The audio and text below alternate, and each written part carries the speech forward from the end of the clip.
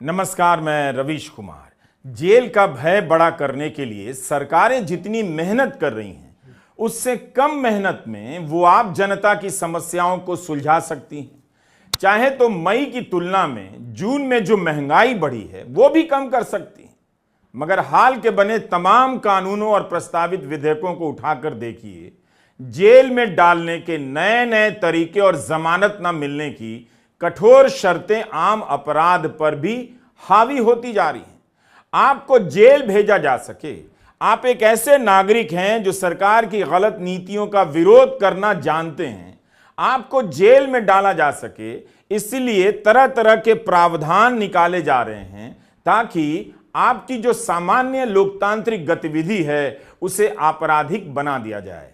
किसी आंदोलन में जाने पर, किसी बैठक में जाने पर जेल का खतरा मंडराता रहे, क्या यह किसी भी लोकतांत्रिक समाज के लिए अच्छा है? सार्वजनिक संपत्ति के नुकसान पहुंचाने के नाम पर पहले ही आंदोलनों में जाना मुश्किल कर दिया गया है। अब उस पर नजर है कि आप किसी आंदोलन में भागीदारी करने चले जाएं या किसी सामाजिक कार्यकर्ता के बुलाए सम्मेलन में चले जाएं तो किसी तरह आपको जेल में ठेल दिया जाए। यही नहीं, इन कानूनों में इस बात पर जोर दिया जाने लगा है कि किसी तरह जमानत ना मिले, लंबे समय तक आपको जेल में सड़ा दिया जाए। महाराष्ट्र की सरकार ने स्पेशल पब्लिक सेफ्टी बिल पेश किया है। इसे लेकर सामाजिक कार्यकर्ता, मानवाधिकार कार्यकर्ता और कानून को समझने वाले लोग सवाल उठा रहे हैं।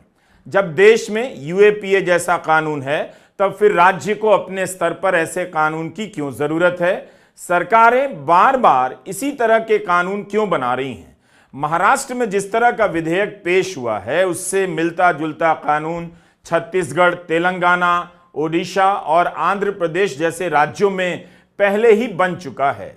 यह क्या कानून है कि अगर आप किसी संगठन के बुलाए बैठक में चले गए, आपको पता नहीं कि उस संगठन के पीछे कौन है या उस बैठक में आने वाले और कौन कौन से संगठन हैं, आप उन संगठनों के सदस्य भी नहीं हैं, तो आपको जेल हो जाएगी, आपका घर जब्त कर लिया जाएगा। महाराष्ट्र के पब्लिक सेफ्टी बिल में 2 साल से लेकर 7 साल तक जेल का प्रावधान है और 2 लाख रुपए से लेकर 5 लाख रुपए तक के जुर्माने का प्रावधान किया गया है। डीएम और पुलिस कमिश्नर को अधिकार दिया गया है कि वे संपत्ति भी जब्त कर लें। मानवाधिकार वकील कॉलिन गोंजाल्विस का मानना है कि पुलिस घर जब्त कर उन्हें बेघर कर सकती है, उनके पैसे या जो भी संपत्ति है उनके पास उसे जब्त कर सकती है।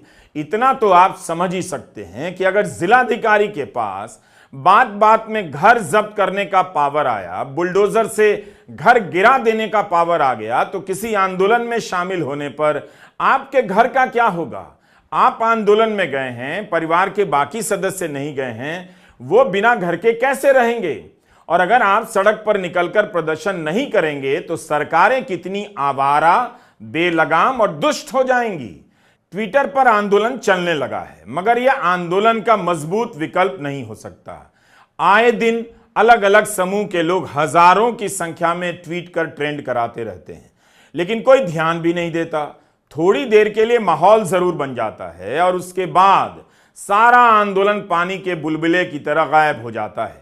इसलिए लोकतंत्र में आज भी सड़क और मैदान पर उतरने के अलावा कोई मजबूत विकल्प नहीं है। अगर सरकारें धरना प्रदर्शन से इतना डरने लगी हैं, नुकसान और नक्सल के नाम पर उसमें शामिल लोगों को अपराधी बनाने में लगी हैं, तो फिर उन्हें एक नया कानून बनाना चाहिए और बताना चाहिए कि शहर में कहां पर किस तरह से लोग धरना प्रदर्शन करेंगे।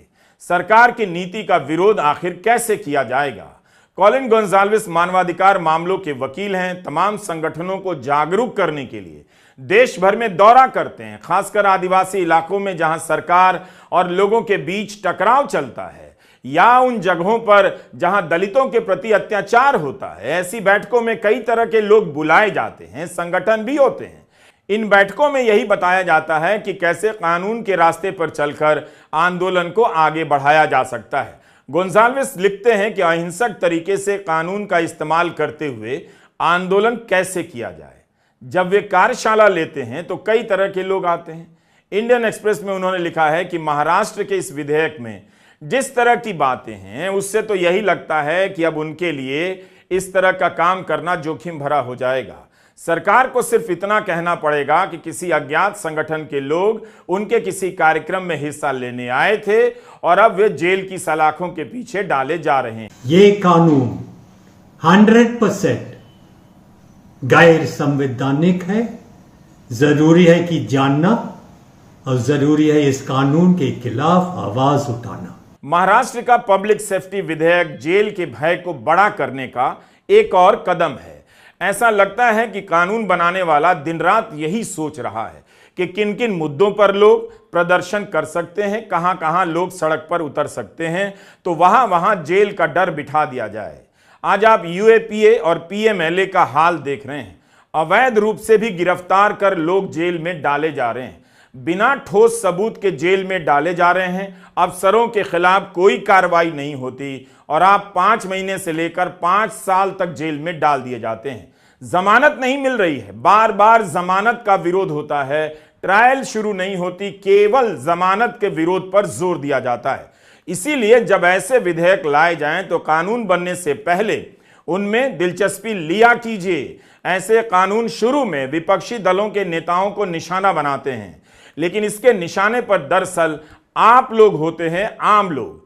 किसी को कानून का प्रावधान याद नहीं रहता, लेकिन गौर कीजिए, इन खबरों और प्रावधानों से सभी के मन में जेल का डर बैठता जा रहा है। आपको केवल यही याद रखना है कि डरना है, बस इसी से उनका काम हो जाता है। और फिर वे चाहे जैसा कानून बनाएं, कुर्सी पर बैठकर जिस उद्योगपति को जहां की जमीन, जहां का संसाधन दान करना हो, कर दें। इंडियन एक्सप्रेस में सुप्रीम कोर्ट के वरिष्ठ वकील कॉलिन गोंजाल्विस ने लिखा है कि आजकल सरकार की यह नई प्रवृत्ति हो गई है कि ऊंचे ओहदों पर बैठे लोग अचानक एक ग्रेट सा लगने वाला विचार लेकर आ जाते हैं और बिना किसी तकलीफ के संसद से कठोर कानून पास करवा दिया जाता है।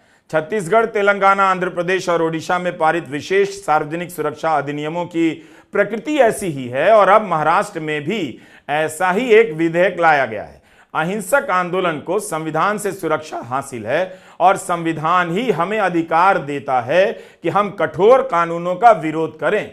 लेकिन महाराष्ट्र सरकार के स्पेशल पब्लिक सेफ्टी बिल को देखकर लगता है कि मेरे इन अधिकारों पर हमला होने जा रहा है। इस तरह के कानूनों से ऐसा काम करना मुश्किल हो जाएगा। नक्सलाइट और सरकार के बीच में कुछ चल रहा है, उससे हमारा कोई मतलब नहीं है, लेकिन जो बेकसूर लोगों को जान से मारा, ऐसा सुनने को मिला, क्या इसके बारे में हम चुप बैठना चाहेंगे? अगर आप गांव में हैं और आपके पास वीडियो है कि बेकसूर व्यक्ति को अपनी जान से मारा जो नक्सलाइट नहीं था, तो आपके पास कुछ रास्ता है बोलने का, विरोध करने का?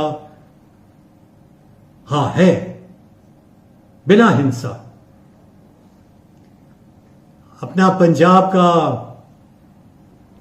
फार्मर एजिटेशन, आप किसान का एजिटेशन आपने देखा। पुलिस आया, पुलिस ने बोला ये हमारा नोटिस निकला कि आपको यहां से हटना पड़ेगा क्योंकि ये रास्ता पब्लिक का रास्ता है, तुम यहां नहीं बैठ सकते। किसानों ने क्या किया? बिना हिंसा हम यहां से नहीं हटेगा और 1.5 साल के लिए बैठे रहा, क्योंकि उनका डिमांड है कि किसान का जो डिमांड है वो सही डिमांड है, वो हमें मिलना चाहिए। और जब तक केंद्रीय सरकार नहीं करता, नहीं स्वीकार करता है हमारा डिमांड, हम यहां से हटेगा नहीं। ये भी आपका सही। और पुलिस आपको धमकी देगा, देखो हम तुमको जेल में बंद करेगा, ये करेगा, वो करे, लेकिन ये हमारा संवैधानिक अधिकार है। यह भी सोचिए कि आंध्र प्रदेश, ओडिशा, तेलंगाना, छत्तीसगढ़ में ऐसे कानून क्यों बनाए गए हैं? क्योंकि यहीं के जंगलों और जमीनों को लेकर उद्योगपतियों, सरकारों और लोगों के बीच टकराव होते हैं। जंगलों पर कब्जा करने का रास्ता आसान बनाया जा रहा है। इन जगहों की आवाज वैसे भी दिल्ली तक नहीं पहुंचती, गोदी मीडिया को क्या मतलब, लेकिन स्थानीय स्तर पर लोग जमा तो हो ही जाते हैं। स्थानीय स्तर पर विरोध प्रदर्शन बड़ा तो हो ही जाता है। जिस देश में फर्जी तौर पर नक्सली बताकर आम आदिवासी को मारने की अनेक घटनाएं सुप्रीम कोर्ट के फैसले हैं, उस देश में इस तरह के कानून किस तरह का कहर ढाने वाले हैं, इतना सोचना आपके लिए मुश्किल नहीं है। सोचिए, महाराष्ट्र के कानून में अर्बन नक्सल का इस्तेमाल नहीं है, लेकिन शहरों में कथित रूप से नक्सली संगठनों के फ्रंट काम कर रहे हैं, उसे रोकने के नाम पर नया कानून लाया जा रहा है। इसलिए महाराष्ट्र पब्लिक सेफ्टी बिल के प्रावधानों को पढ़ते हुए मदर ऑफ डेमोक्रेसी के फादर ऑफ पावर के इस अध्यादेश की याद आ गई। इस अध्यादेश की चर्चा कम होती है, लेकिन यही मोदी सरकार अध्यादेश लेकर आई थी जो संविधान हत्या दिवस मनाना चाहती है, जो भारत को मदर ऑफ डेमोक्रेसी कहती है। इससे पता चलता है कि जब अधिकारियों कर्मचारियों का संगठन प्रदर्शन करता है तो सरकार किस नजर से देखती है।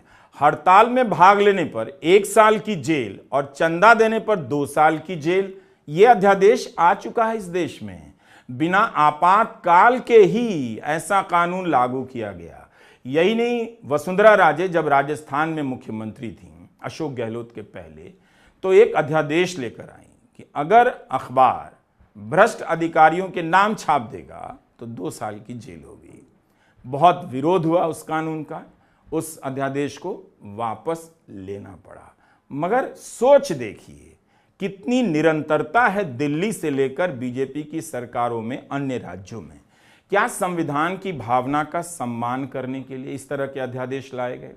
यही भाव आपको महाराष्ट्र सेफ्टी बिल में दिखेगा कि किसी संगठन की बैठक में चले गए, किसी तरह की मदद कर दी, जाने अनजाने में कई साल की जेल आपका इंतजार करने लग जाएगी। ऐसे कानून बता रहे हैं कि आने वाले समय में सरकारें खुद को किस तरह से तैयार कर रही हैं। उन्हें दिख रहा है कि उद्योगपतियों के गिरोह को विकास के नाम पर जंगलों और जमीन की जरूरत पड़ने वाली है। उनकी भूख आपकी भूख से, रोजाना की भूख से बहुत बड़ी है। 2 रोटी की भूख से $2 ट्रिलियन की भूख कहीं ज्यादा बड़ी होती है।